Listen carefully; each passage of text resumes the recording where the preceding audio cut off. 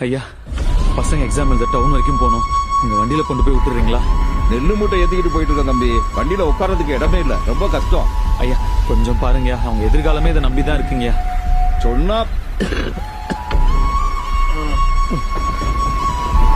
யோ பெரியவரே, என்ன செய்றீங்க? பைத்தியமா உங்களுக்கு? நெல்லு மூட்டையெல்லாம் கீழே தூக்கி போடுறீங்க. ஏய், நான் ஒன்னும் பைத்தியம் இல்ல, இது என் கடமைடா. இது இன்னைக்கு இல்லைனாலும் என்னைக்கு இருந்தாலும் ஒத்துக்கலாம்.